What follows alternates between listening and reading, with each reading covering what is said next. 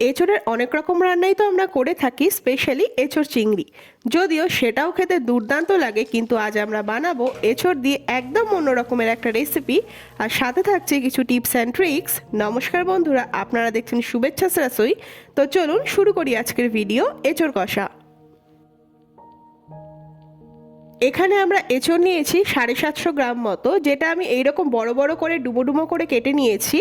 যেহেতু একদমই কচি এঁচোড়, তাই জন্য এর কোনো অংশই আমরা বাদ দিইনি।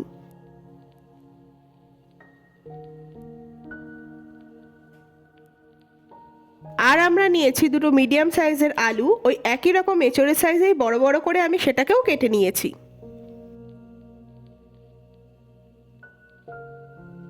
প্রথমে আমরা বানাবো একটা স্পেশাল গরম মশলা। তার জন্য আমি এখানে নিয়েছি কিছু গোটা গরম মশলা। স্ক্রিনে আপনারা দেখতেই পাচ্ছেন, তবুও আমি সবটাই ডেসক্রিপশানে দিয়ে দেবো, কাইন্ডলি একটু চেক করে নেবেন। এবার আমরা এই মশলাগুলোকে শুকনো খোলায় খুব ভালো করে ভেজে নেব।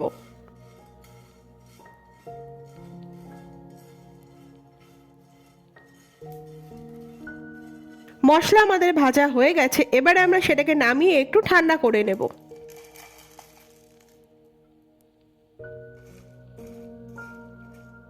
ঠান্ডা হলে আমরা সেটাকে মিক্সিতে খুব ভালো করে গুঁড়ো করে নেব।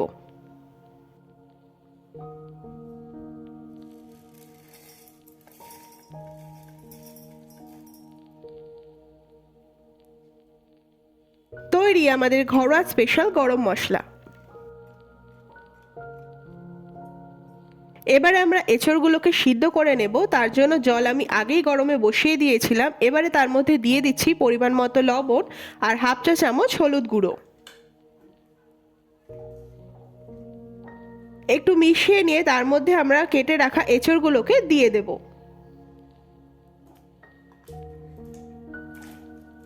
দিয়ে দিচ্ছি 1 টেবিল চামচ মতো সর্ষের তেল।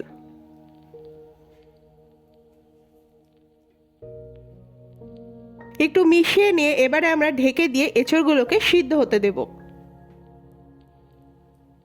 প্রায় 25 থেকে 30 মিনিট পর ঢাকনা খুলে আমরা এবারে একটু দেখে নেব যে এঁচোড়গুলো সিদ্ধ হয়েছে কিনা। খুব বেশি কিন্তু এই সময় সিদ্ধ হবে না, ওই মোটামুটি 70 থেকে 80% মতো হবে। বাকিটা রান্নার সময় সিদ্ধ হয়ে যাবে। এঁচোড় আমাদের সিদ্ধ হয়ে গেছে, এবারে আমরা জল থেকে এঁচোড়গুলোকে তুলে নেব।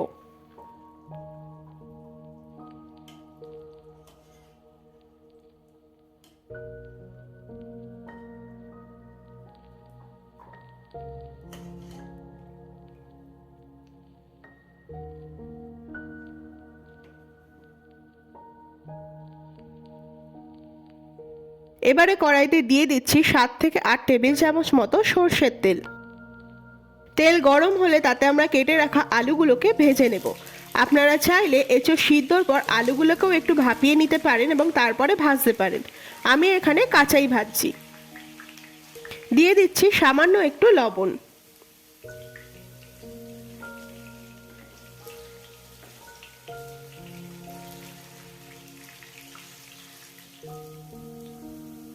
আলু আমাদের ভাজা হয়ে গেছে, এবারে আমরা আলুগুলোকে তুলে নেব।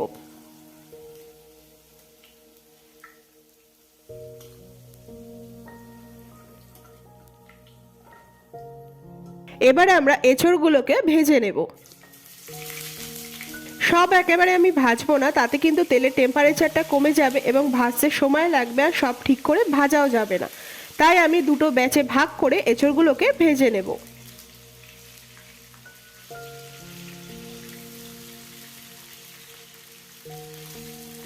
বেশ হালকা বাদামি রং ধরলে আমরা এঁচোড়গুলোকে তুলে নেব।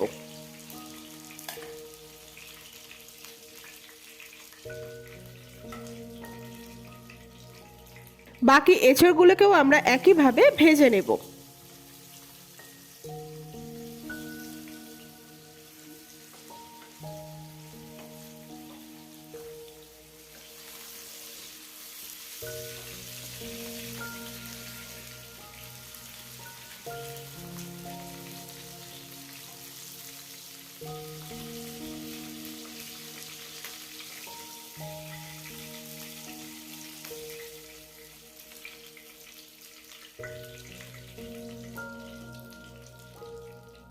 এবারে কড়াইতে দিয়ে দেব 4 থেকে 5 টেবিল চামচ সর্ষের তেল।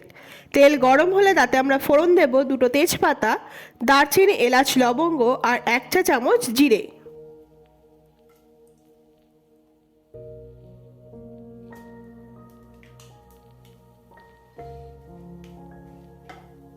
ফোড়ন থেকে ভালো গন্ধ বেরোতে শুরু করলে তাতে আমরা দিয়ে দেব 3টে পেঁয়াজ বাটা।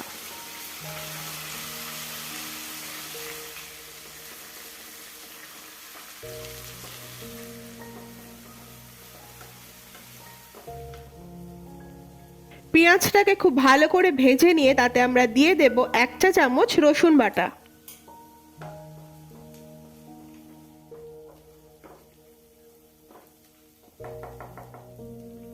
রসুনটা একটু ভাজা হলে তাতে আমরা দিয়ে দেব 1.5 চা চামচ জিরের গুঁড়ো।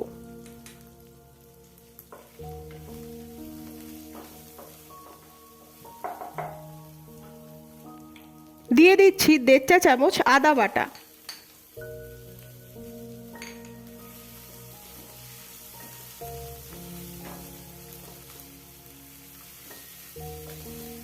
আদার কাঁচা গন্ধটা চলে যাওয়া অবধি ভেজে নিয়ে আমরা এবার এর মধ্যে দিয়ে দেব একটা বড় টমেটোর পাল্প।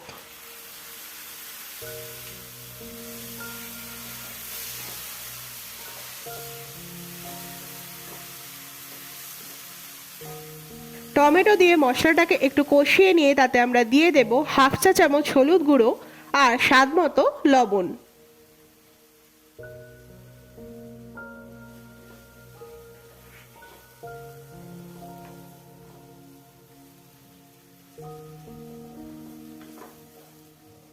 একটু মিশিয়ে নিয়ে তাতে আমরা দিয়ে দেব 1 চা চামচ শুকনো লঙ্কার গুঁড়ো। আপনারা যদি ঝাল খেতে পছন্দ না করেন তাহলে এই সময় দিয়ে দেবেন কাশ্মীরি লাল লঙ্কার গুঁড়ো।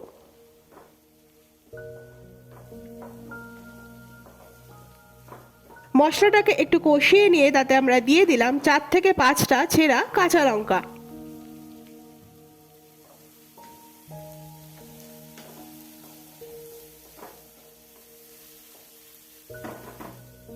এবারে এতে দিয়ে দিচ্ছি 2 টেবিল চামচ চারমগজ বাটা। এই চারমগজটাই কিন্তু এই রান্নাটার স্বাদটাকে একদম পাল্টে দেবে। চারমগজ দিয়ে মশলাটা একটু কষিয়ে নিয়ে এবারে এতে দিয়ে দিচ্ছি 4 টেবিল চামচ ফেটানো টক দই।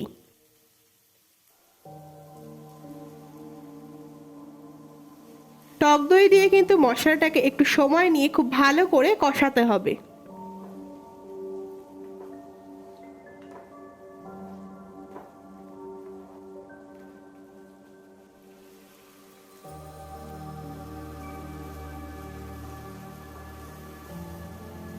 টক দই দিয়ে মশলাটা কষে যখন তেল ছাড়তে শুরু করবে তখন আমরা তাতে দিয়ে দেব ভেজে রাখা আলু আর ইঁচড়গুলো।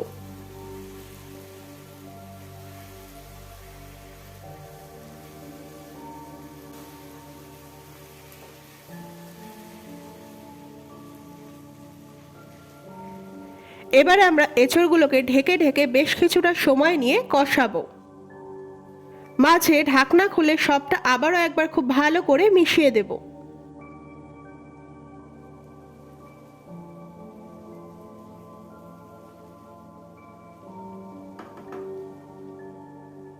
দিয়ে দিচ্ছি 1 টেবিল চামচ মতো চিনি। যেহেতু টক দই দিয়েছি তাই স্বাদটা ব্যালেন্স হয়ে যাবে।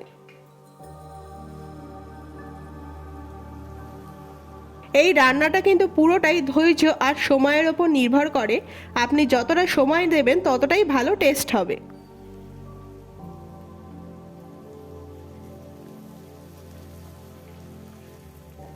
কষানো আমাদের হয়ে গেছে। এবারে আমরা এতে দিয়ে দিচ্ছি 1.5 কাপ মতো গরম জল।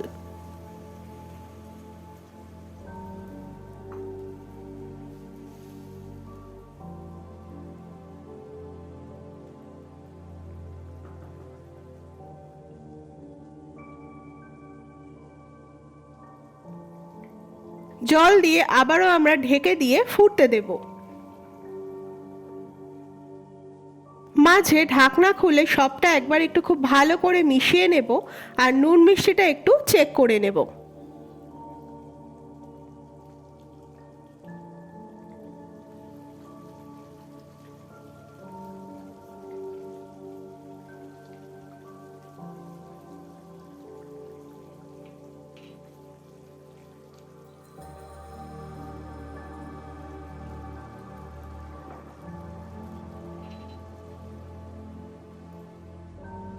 যেহেতু এটা ইঁচড়ের কষা, তাই আমরা বেশি ঝোল রাখবো না।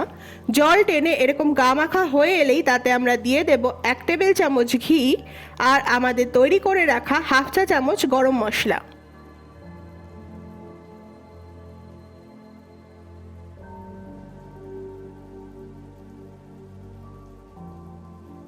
হালকা হাতে একটু মিশিয়ে নিয়ে গ্যাস বন্ধ করে 5 মিনিট স্ট্যান্ডিং টাইমে রেখে দেব।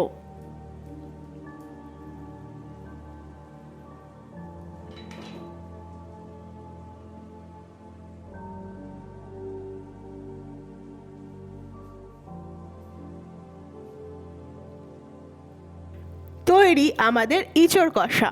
গরম ভাতের সাথে দুর্দান্ত লাগে খেতে এই রেসিপিটা। তো বন্ধুরা, আমাদের এই রেসিপিটা আপনাদের কেমন লাগলো অবশ্যই আমাদের জানাবেন। ভালো লাগলে লাইক এবং শেয়ার করতে ভুলবেন না। চ্যানেলটা সাবস্ক্রাইব করার অনুরোধ রইল। আজ এই পর্যন্তই, দেখা হচ্ছে পরের ভিডিওতে নতুন কোনো রেসিপি নিয়ে। নমস্কার।